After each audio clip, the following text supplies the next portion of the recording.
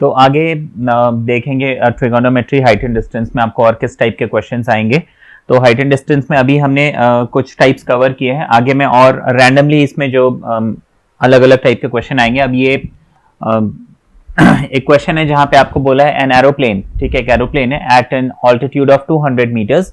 तो जैसे कि रूल मैं शुरू से आपको बताते आ रहा हूं कि कोई भी क्वेश्चन आप पढ़ते हैं तो suppose this is ground and let's से ये ग्राउंड से ये 200 मीटर्स का ऑल्टीट्यूड है। अब डायग्राम बनाते जाइए, बिकॉज डायग्राम जो है वो आपका क्वेश्चन बहुत इजी कर देता है, specially height and distance, geometry, है ना, मेंसुरेशन कई बार। तो ये कुछ ऐसे टॉपिक्स है जहां पे हम डायग्राम बना लें, हमारा आधा क्वेश्चन सॉल्व हो जाएगा। मोरोवर डायग्राम ज्यादा प्रेजेंटेबल भी है, समझने में भी इजी है। एंड जैसे कि बोला at an altitude of 200 metre, तो सपोज ये 200 मीटर और इस ऑल्टीट्यूड पे एक एरोप्लेन है। अब आपको बोला है observe the angle of depression of opposite points, ठीक है, ऑपोजिट पॉइंट्स। तो देखिए यहाँ पे एरोप्लेन है और वो ऑपोजिट माना एक लेफ्ट तरफ भी देख रहा है और राइट तरफ भी देख रहा है, ठीक है, on the opposite points on two banks of a river, ठीक है। तो अब ये बोला जा रहा है कि सपोज ये रिवर है, तो रिवर के बीच में कहीं पे वो एरोप्लेन उड़ रहा है, तो एरोप्लेन जो है उसके रिवर के लेफ्ट साइड को भी देख सकता है, राइट साइड को भी देख सकता है, दोनों किनारों को देख सकता है। तो एरोप्लेन से जब वो दो किनारों को देखते हैं, depression of opposite points on the two banks of river to be 45 and 60, माना इस ऑल्टीट्यूड से वो इस रिवर के एक बैंक को देखता है तो उसे 45 डिग्री मिलता है। तो यहां पे देखिए एंगल ऑफ डिप्रेशन की बात हो रही है, माना ये एंगल एक्चुअली 45 है, लेकिन कंसेप्ट ये कहता है कि अगर एंगल ऑफ डिप्रेशन 45 है तो नीचे वाला जो एंगल है वो भी 45 होना ही चाहिए। और दूसरे बैंक का जो एंगल ऑफ डिप्रेशन है एंड दैट इज 60 डिग्री, ठीक है। तो आगे आपको जितने भी मैं क्वेश्चन बताऊंगा वो ऐसे क्वेश्चन होंगे जो क्वेश्चन हमें पढ़ना है, समझना है, उसके अकॉर्डिंग डायग्राम कैसा बन रहा है वो हम बनाते जाएंगे। तो यहाँ पे भी एक्चुअली में एंगल ऑफ डिप्रेशन माना ये एंगल 60 होना चाहिए, लेकिन अंडरस्टूड है ये 60 है तो ये भी 60 होगा। अब आपको बोला find the width of the river, मुझे पूछा है विड्थ ऑफ द रिवर, माना इस रिवर का एक एंड पॉइंट ये है, एक एंड पॉइंट ये है, तो इसका ये मतलब है कि मुझे ये टोटल डिस्टेंस निकालना है और मुझे सिर्फ ये हाइट मालूम है। ये बहुत ही सिंपल सा क्वेश्चन है। अगर हम देखें ये इसका डायग्राम, अब देखिए मैं यहाँ पे क्या करता हूँ, देखिए दो ट्राइंगल है मेरे पास यहाँ पे, तो मैं क्या ट्राइंगल तो और भी है लेकिन हम ये पोर्शन अभी हटा देते हैं थोड़ी देर के लिए। तो देखिए यहाँ पे ये ट्राइंगल है, इस ट्राइंगल में मुझे ये वाली साइड मालूम है 200 मीटर्स, ये डिस्टेंस मैं निकाल लेता हूं कितना होगा, ठीक है। उसी तरह से अब मैं इस ट्राइंगल को देखता हूं, ये वाला ट्राइंगल, और इसमें भी देखिए ये साइड मुझे मालूम है 200 मीटर्स, मैं इसको निकाल लेता हूं यूजिंग अप्रोप्रिएट ट्रिगोनोमेट्रिक फॉर्मुलेज, और ये डिस्टेंस मुझे मिल जाएगा माना यहां से लेके यहां तक का, फिर इस ट्राइंगल में मुझे यहां से लेके यहां तक का डिस्टेंस मिल जाएगा। दोनों डिस्टेंस को मुझे ऐड करना और कुछ नहीं करना, बहुत सिंपल सा क्वेश्चन है ये। हम यहाँ पे क्या करेंगे, अब नेमिंग कर देंगे, let's say A and let's say this is B, this is C and let's say this is D. ये नेमिंग आप रैंडमली कर सकते हैं, कोई भी अल्फाबेट ले सकते हैं। अब पहले हम ये ट्राइंगल ले लेते हैं A C B, so triangle A C B. अब इस ट्राइंगल में हमारे पास AC is the known quantity and BC is the unknown quantity। तो इस BC को मैं X assume कर लेता हूं, CD को मैं let's say Y assume कर लेता हूं, तो मुझे जो width of the river निकालना है that should be X plus Y। तो unknown quantity यहाँ पे BC है और known quantity यहाँ पे AC है, तो इनका मैं रेशो ले लेता हूं। नाउ BC इस ट्राइंगल ABC में, ठीक है ना, इस ट्राइंगल ABC या ACB जो भी बोले, इस ट्राइंगल में जो BC है वो इस एंगल के हिसाब से हो जाएगा बेस और साइड AC हो जाएगा परपेंडिकुलर। तो ये हो जाएगा बेस अपॉन परपेंडिकुलर, ये रेशो बनता है कॉट थीटा। तो हम इसको लिख लेंगे BC upon AC is equal to cot, ठीक है। कॉट यहाँ पे किसका होगा, 45 डिग्री का। कॉट 45 1 होता है मुझे मालूम है। BC मेरे पास X है, AC मेरे पास 200 है, इसका मतलब x, ये 200 को इधर जब क्रॉस मल्टीप्लाई करेंगे तो x मुझे मिल जाएगा 200 into 1 and that is 200 metres. तो इतना पोर्शन तो मुझे 200 मिल गया। अब मुझे वो दूसरा पोर्शन निकालना है, तो वो भी देखिए इसी तरीके से निकालेंगे जैसे कि मैंने आपको बताया था। ये क्वेश्चन बहुत सिंपल है, बहुत बेसिक सा क्वेश्चन है, ठीक है। बस ये है कि यहाँ पे आपको जो एकदम स्टार्टिंग में हमने बेसिक क्वेश्चन किए थे, आप ये समझ सकते हैं कि यहाँ पे आपको दो बेसिक क्वेश्चंस एक साथ मर्ज करके दे दिए और कुछ भी नहीं किया। अब इसी तरह से मैं ACD ले लेता हूं, इन ट्राइंगल ACD। अब देखिए यहाँ पे मेरे पास CD is the unknown quantity and AC is the known quantity, तो मैं CD अपॉन AC लिख लेता हूं। अगेन यहाँ पे दिस इज द एंगल के साथ ये लगा हुआ साइड है, लगा हुआ साइड बेस है और ये ऑपोजिट साइड या फिर हम बोल सकते हैं परपेंडिकुलर, तो बेस अपॉन परपेंडिकुलर अगेन हो जाएगा कॉट थीटा यानी कि कॉट 60, ठीक है, कॉट 60 हो गया। CD हमारे पास y है, AC मेरे पास 200 है और कॉट ऑफ 60, कॉट 60 यानी कि tan 30, ठीक है, 1/√3। Now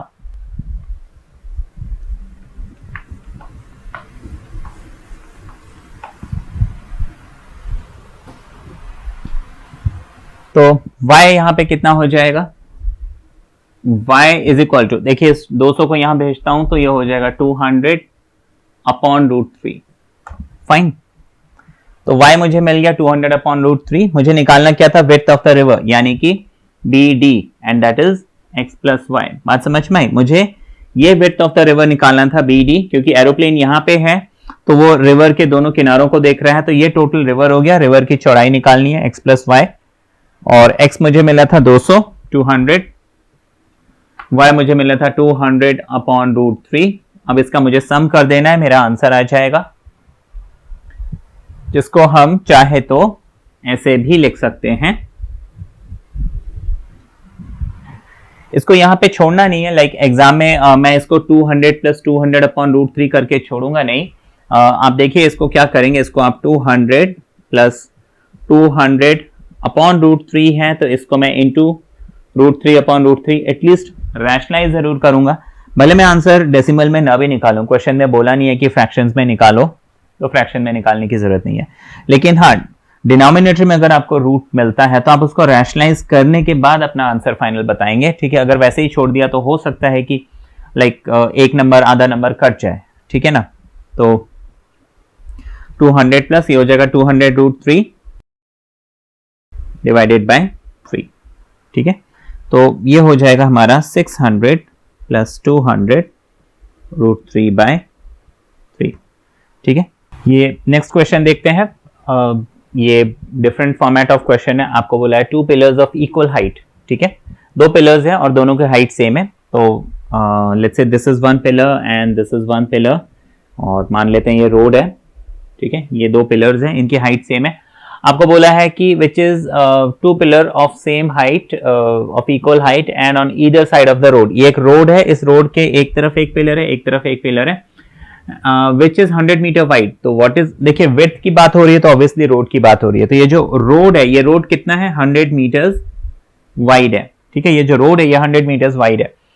the angle of elevation of top of the pillars are 60 and 30, ठीक है, 60 and 30 एट अ पॉइंट। देखिए आगे angle of elevation of top of the pillars, ये जो 2 पिलर्स हैं इनके टॉप का अगर हम एंगल ऑफ एलिवेशन देखें तो वो 30 मिल रहा है और 60 मिल रहा है। अब सोचने की बात है, जब दोनों का हाइट सेम है तो 60 और 30 क्यों मिल रहा है। कई बार दिमाग में आता है क्वेश्चन कि भाई ये तो सेम होना चाहिए, 60-30 क्यों मिल रहा है, जब पिलर की हाइट सेम है तो एलिवेशन सेम होना चाहिए। एलिवेशन सेम होगा अगर मैं रोड के बीचों बीच खड़ा हूंगा, अगर मैं कहीं लेफ्ट राइट खड़ा हूं तो एलिवेशन थोड़ा सा कम ज्यादा होगा, ठीक है। At a point on the road between the pillars, ठीक है, तो ये दोनों पिलर के बीच में कहीं कोई एक आदमी खड़ा है और वो इन पिलर्स को देखता है, तो एक पिलर की एलिवेशन जो है हमें 60 मिलती है और दूसरे पिलर का जो एलिवेशन है वो हमें 30 मिलता है। अब आपको आगे बोला है कि find the position of the point between the pillars, ठीक है, वो कौन सा पॉइंट है जहां से एलिवेशन मुझे 60 और 30 मिल रहा है, वो पोजीशन मुझे निकालनी है ना। तो मतलब इस पॉइंट से वो कितना दूर है, अगर ये टोटल 100 मीटर है तो ये कितना है, 25 मीटर है, 30 मीटर है, कितना है, ये हमें निकालना है। और आपको बोला find the height of each pillar also, मतलब दोनों पिलर क्योंकि सेम हाइट की हैं तो आपको पिलर का जो है हाइट भी निकालना है।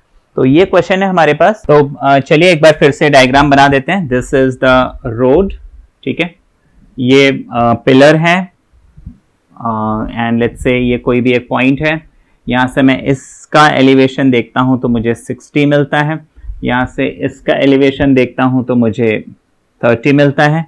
ये टोटल रोड की विड्थ है 100 मीटर्स और हमें पिलर की हाइट और ये पॉइंट कौन सा है जहां से मुझे एलिवेशन 60 और 30 मिल रहा है, ये हमें निकालना है। अगर ये रोड के बीचों बीच होता तो फिर दोनों का एलिवेशन सेम होता, लेकिन ऐसा है नहीं, ठीक है। तो हम सबसे पहले नेमिंग कर देते हैं। Let's say this is A, this is B, this is C, this is D and let's say this is ई।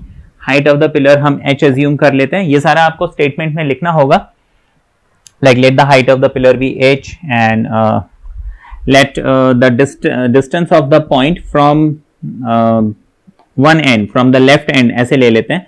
तो इतना पोर्शन हम जो है x मान लेते हैं ना। let this particular distance be x, then this particular distance has to be 100 minus x। ये बात तो समझ में आ गई।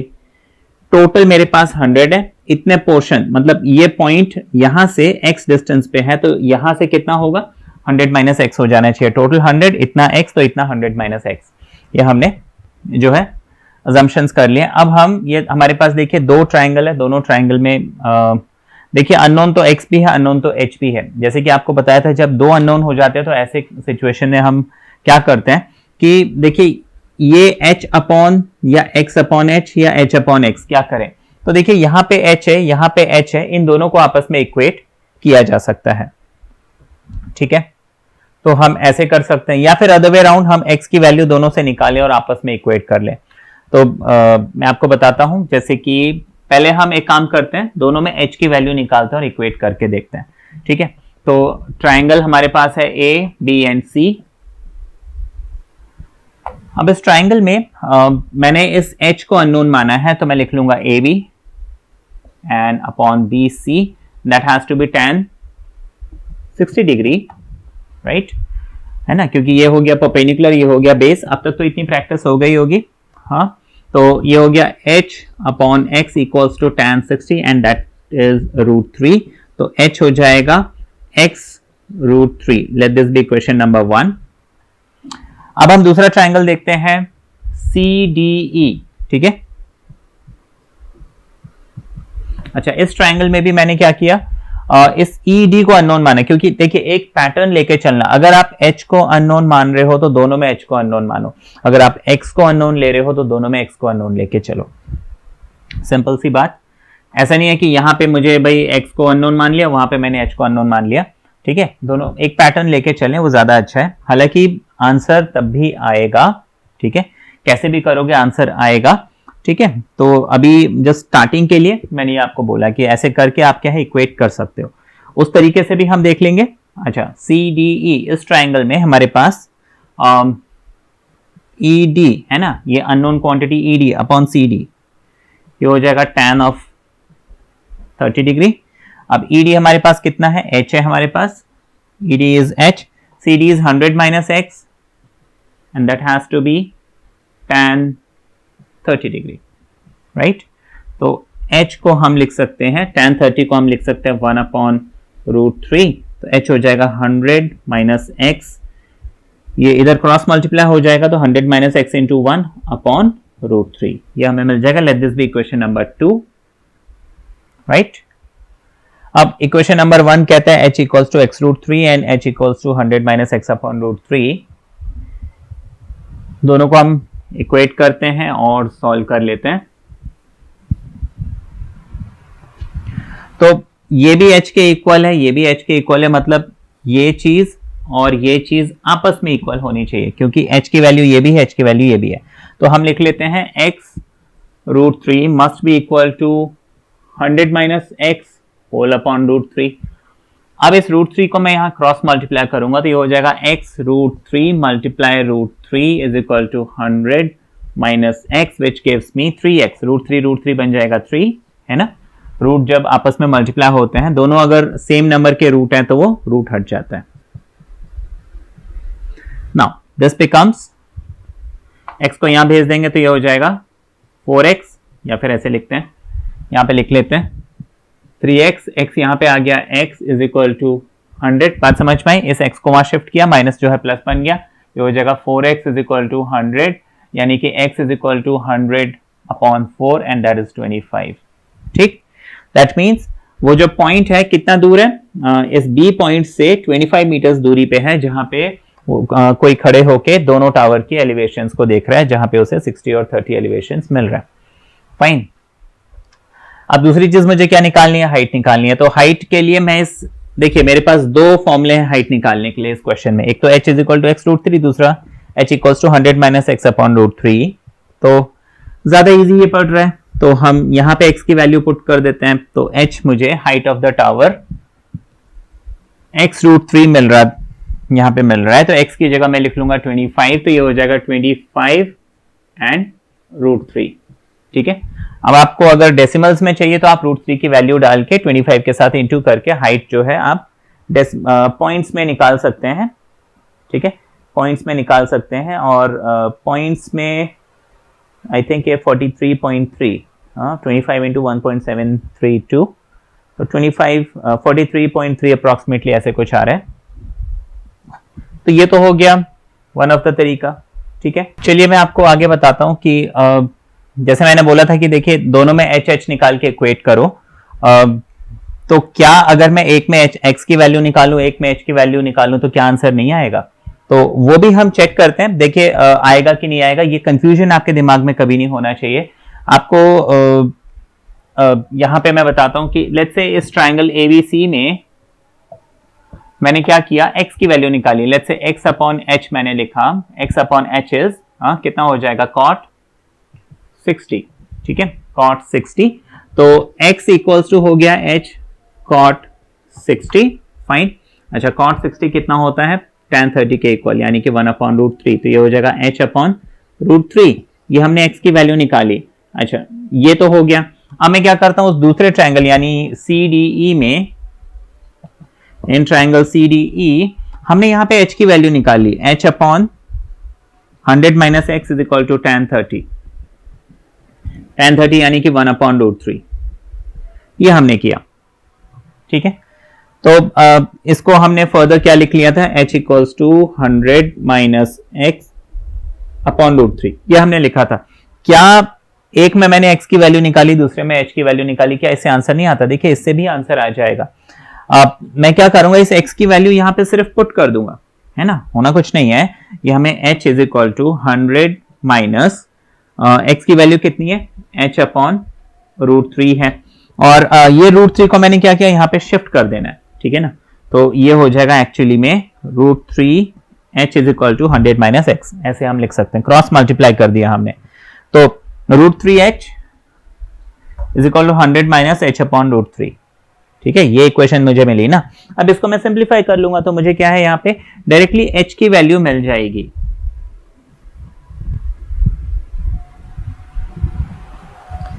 तो ये हो गया √3h, दिस उसको इधर भेज देते हैं, ये हो जाएगा √3h plus h upon √3 is equal to 100, ऐसे लिख सकते हैं। ये जो h अपॉन √3 है, इधर जब आएगा तो माइनस जो है प्लस बन जाएगा।